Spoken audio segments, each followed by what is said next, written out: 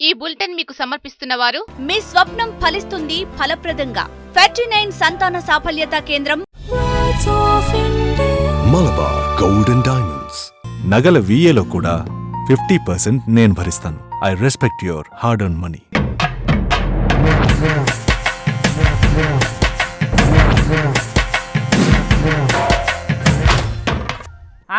అందరికి దండాలయ్యో. మన జోర్దార్ సురువు చేసుకుందాం కానీ జెడ్పీటీసీ ఎంపీటీసీ ఎలక్షన్ల గంట మోగిచ్చిర్రట కదా. 3 దశలలో ఎలక్షన్లు పెడతారట. ఇంకేందిగా పార్టీలు బుజ్జగించుడు, ఓట్లను ఎంక్లాడు, పైసలు, మందు, మళ్ళీ జాతర జరిగినట్టే పొర్రి. సరే, ఆ వ్యవహారాలన్నీ మీకు ఎరకైనాయే కానీ ఎప్పటి ముచ్చట్లు అప్పుడు చెప్పుకుందాం మళ్ళీ జోర్దార్లు. కానీ ఇవాళనైతే ఇవాటి ముచ్చట్లు ఏంటో చూసుకుందాం. ముందుగాల పెద్ద వార్తలు పట్టుర్రి. తెలంగాణలో మోగింది మళ్ళా ఎలక్షన్ల నగార. చురువైనట్టే ఎంపీటీసీ జెడ్పీటీసీ ఓట్ల జాతర. చంద్రాల్ సారుకు 70 ఏళ్లు పడ్డాయి. పుట్టినరోజుకు మస్తు శుభాకాంక్షలు అందినాయి. పంటలకు వానగండం, రైతు బతుకుకు సుడిగుండం. టైగర్ కేసీఆర్ సినిమాతోని కొత్త కయ్యం. అయినా రామ్ గోపాల్ వర్మకుంటదా భయం? రజనీ ఏలు చుట్టూ రగులుతున్న రాజకీయం. కుడికాలకు పెట్టలేసిరా ఇంకా నయ్యం. జనం సొమ్ము కోసం మాల్య తండ్లాట. పైసలు ఖర్చు చేస్తుంటే మస్తు బాధ అవుతున్నదట. టెక్నాలజీకే పాఠాలు నేర్పిన సారు, కంప్యూటర్ కటకలను కంట్రోల్ చేసిన సారు, బిల్గేట్తోని పర్సనల్ మీటింగ్ పెట్టినోడు, హైటెక్ సిటీకి పునాది రాయి వేసి గిలాబు చేసిన సారు. అరే, ఇప్పటికే అర్థమై ఉంటుంది మీకు కదా. మన చంద్రాల సారుల్లా ఇప్పుడు సారు ముచ్చట ఏంటిది అని అంటారా? అయితే మీరే చూడుర్రి. Happy birthday, happy birthday, happy birthday Chandrala sir. ఇవాళ చంద్రాల సారు పుట్టినరోజుల్లా సార్ 69 ఏళ్ళు పూర్తి చేసుకొని 70వ ఏళ్ళలో అడుగు పెట్టిండు. చూడండి ఎట్లున్నాడో. 70 ఏళ్లలో కూడా 60 ఏళ్ల పడుసు పిల్లగాని లెక్క ఎంత హుషారుగున్నాడో. ఓ పక్క పార్టీ, ఇంకో పక్క ప్రభుత్వం, రాష్ట్ర అభివృద్ధి అనుకుంటా 6 గంటలే పండుకొని పని చేసుకుంటా కూడా ఎంత గట్టిగున్నాడో చూడండి. చంద్రాల సార్ పుట్టినరోజు అంటే చిన్నగుంటదా? నారావారి కుటుంబం, కొడుకు, కోడలు, తెలుగు తమ్ముళ్ళు, చంద్రాల సార్ అభిమానులు పుట్టినరోజును పండుగ లెక్కనే చేసిర్రు.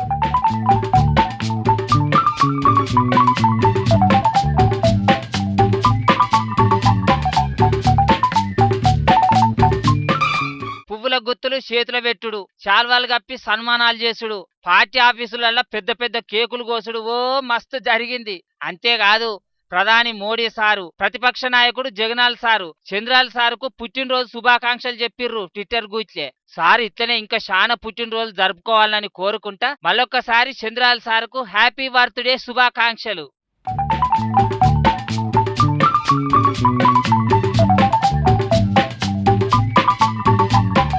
వరిని ఏగిరం పాడుగాను. ఆ పిల్లగాడు వర్మ మనిషా ఏదన్నా గ్రహంలుండే దేవుడా? అర్థం కాదు నాకైతే అసలే. నిన్ననేనా కేసీఆర్ సారు సినిమా తీయబోతున్నా, టైగర్ అని పేరు పెట్టినా అన్నది.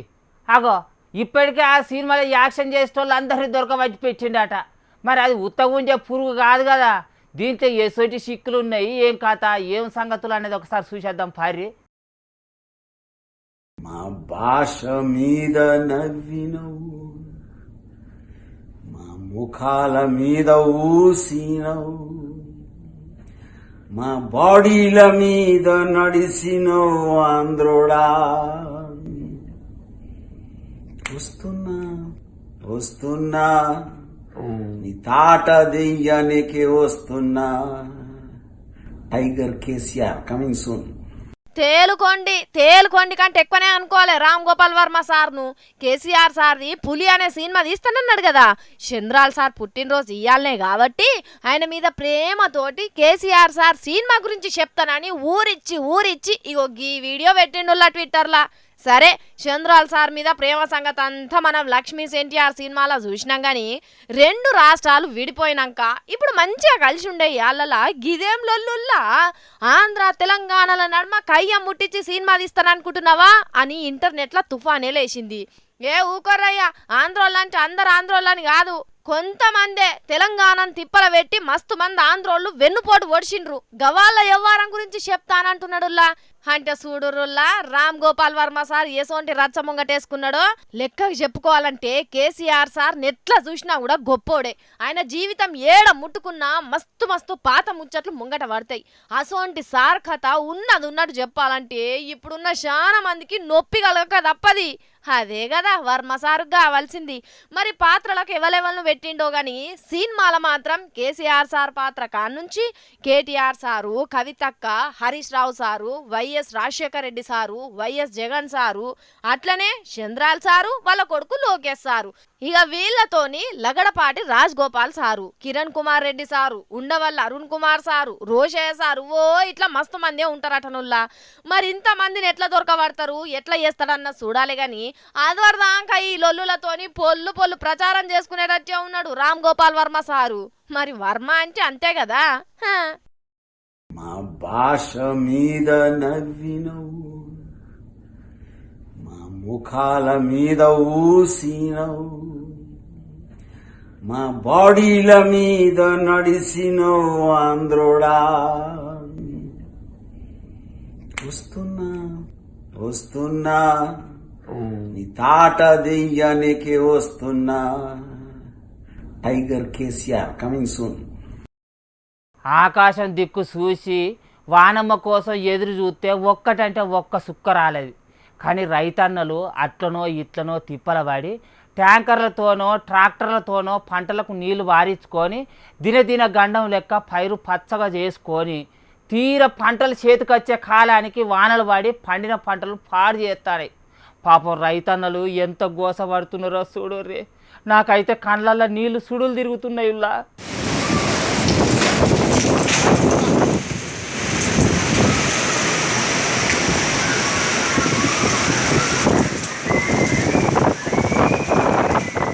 అయ్యయ్యో అయ్యయ్యో రామచంద్ర అల్లా ఏసయ్యా, ఏందయ్యా ఇది? ఏం పాపం చేసిర్రని ఆ వర్షాలు ఇట్లా రైతులను పంటలను ఆగం చేస్తుంటే చూసుకుంటున్నారు. అగ చూడురి, అరటి తోటలు, వడ్లు, మామిడికాయలు ఒక్కటేంది ఇటు ఆంధ్ర అటు తెలంగాణల పంటలు మస్తు ఘోరంగా నాశనం అయిపోయినాయి ఈ పాపపు వానలు చేయబట్టి. నోటికాడి బుక్కల మన్ను పోసినట్టే అయిందుల్లా. అగ చూడురి, వడ్లు మొత్తం తడిసి ముద్దయినాయి.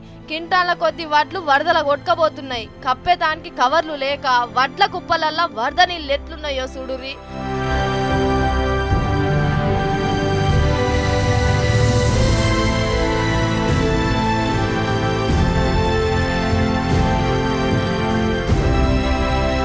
అమ్మేదానికి మార్కెట్కు తెచ్చి ఎండ దంచి కొడుతున్నదని ఆరబోసిన వడ్ల మీద వడగాన్లు ఎట్లా పడుతున్నాయో చూడురుల్లా. ఐసు ముక్కలు ఎండ పోసినట్టు పడుతున్నాయి.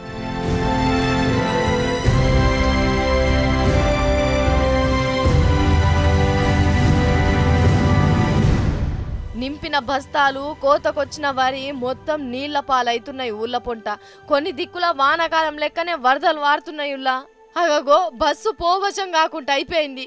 లేచిపోయిన రేకులు, రోడ్ల మీద చెరువుల లెక్కనే పూచిపారిన నీళ్లు, కొన్ని దిక్కుల్లో అయితే పిడుగులు పడి మూగ జీవాలు జీవిడిచినాయి. ఓ ఇట్లా మొత్తం జనాలను గోసపెట్టిందుల్లా ఈ వచ్చిరాని వాన. మరి ఎప్పుడేం జరుగుతుందో తెలుస్తలేదు కాబట్టి రైతన్నలు జర పైలంగుండుర్రయ్యా. చూస్తున్నారు కదా సర్కార్ ఆఫీసర్లు, ఈ వానలతో నష్టపోయిన పబ్లిక్ సాయం చేసి ఆదుకోండ్రి. మనం చెప్పేదాకనా ఆదుకుంటారు వాళ్ళు ఎట్లనైనా కానీ.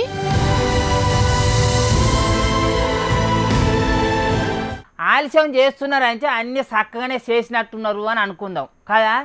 అరే ఇంటర్ పరీక్షలల్లా దాంట్లో కూడా కొన్ని తప్పులు ఉన్నాయని చెప్తున్నారు కదా. సరే అదేదో చదువుకుంటారట కానీ వచ్చే నెల 16వ తారీఖు కానించలేనటంలో సప్లిమెంటరీ పరీక్షలు ఫెయిల్ అయిన వాళ్ళు, మార్కులు ఎక్కువ పెరగాలనుకునే వాళ్ళు అందరూ ఫీజులు కట్టి మంచిగా పరీక్షలు రాయిర్రి. సరేనా? అగో గా మనవరాలు ఎందుకో నవ్వుతున్నది. నవ్వు నవ్వు. దొంగకు దొంగ బుద్ధి, లంగకు లంగ బుద్ధి అని చెప్తారు. ఈ మాల్యా సార్ మాట ఎత్తంగానే ఏమంటారు? అబ్బో బ్యాంకులకు తూటు పెట్టి మంది పైసలను మాయం చేసిన బద్మాసుగాడు అని అంటారు, అంతేనా? కానీ అట్లా అనద్దుల్లా దొంగలు లంగలు బట్టెబాజులు అని అనుకునేటోళ్ళు కూడా కొద్దిగా మానవత్వం ఉంటుంది, మంచితనం కూడా ఉంటాయి. నమ్మబుద్ధి అయితే లేదా మీకు?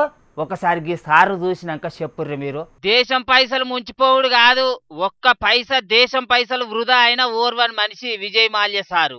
మనం నమ్మినా నమ్మకున్నా ట్విట్టర్లో చేరి దేశభక్తి చాటుకున్నాడు సారు. ఇగో ఇవన్నీ చూస్తున్నారు కదా, విజయ్ మాల్యా సార్ను మన దేశానికి తీసుకొచ్చేది అందుకు బ్రిటన్ దేశంలో ఖర్చు చేస్తున్న పైసల లెక్కలట. మనసంటి పేదోళ్ళు పైసా పన్నులు కడితే ఇక్కడికి వచ్చి ఉత్త పుక్యానికి పైసలు ఖర్చు చేస్తున్నారు అని ఎక్కిరిస్తున్నాడు సారు. లాయర్లకు కాగితాలు చేసేందుకు మస్తు పైసలు ఖర్చు చేస్తున్నారట ఎస్బీఐ బ్యాంక్ వాళ్ళు. సిగ్గు లేదా? పబ్లిక్ సొమ్ము గిత్త ఖర్చు పెడతారా అన్నట్టు మాట్లాడుతున్నాడు మాల్యా సారు.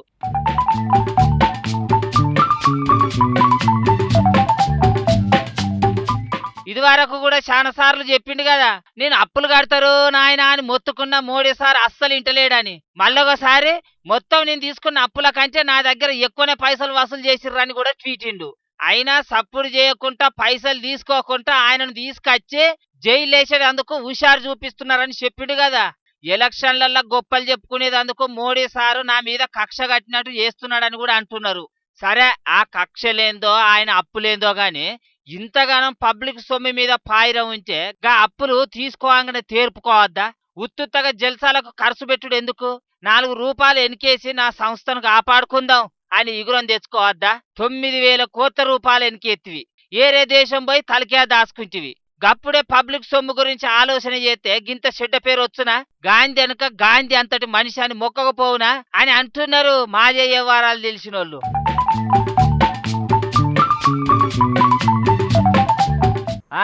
అవ్వలు బువ్వ కూర వండేందుకు పొయ్యిల కట్టెలు వాడేటోళ్ళు మీ పానాలు దగ్గర పడ్డట్టే అనుకోర్రిగా. అగో వెనకటి కాడ నుంచి గదే పొగల వండుకొని తింటున్నాం, మాకేం కాలేదు, గిప్పుడేంది అని అనుకుంటున్నారా? వెనకటి తీరు లేదమ్మ కాలము. ఇంట్లో కట్టెల పొయ్యి పెట్టుడు బంద్ చేస్తే మన దేశంలో ఏడాదికి ఏం తక్కువ 3 లక్షల మందిని బతికియచ్చట. అంటే అంతమంది చచ్చిపోతున్నారు అన్నట్టే కదా. మరి గ్యాస్ తెప్పించుకునే ఉపాయం చేయర్రి, కాపాయం చేయకుర్రి, పానం కంటే ఏది ఎక్కువ కాదు. సరే, ఇగో ఇవాల్టి మన జోర్దార్ వార్తలు. రేపటి జోర్దార్లో మళ్ళా కలుసుకుందాం. ఎరికే కదా, ఉన్న మాటే అంటాం ఊళ్ళనే ఉంటాం అన్న సంగతి. ఇక ఇంకేంది ఉంటాం మరి, దండాలు.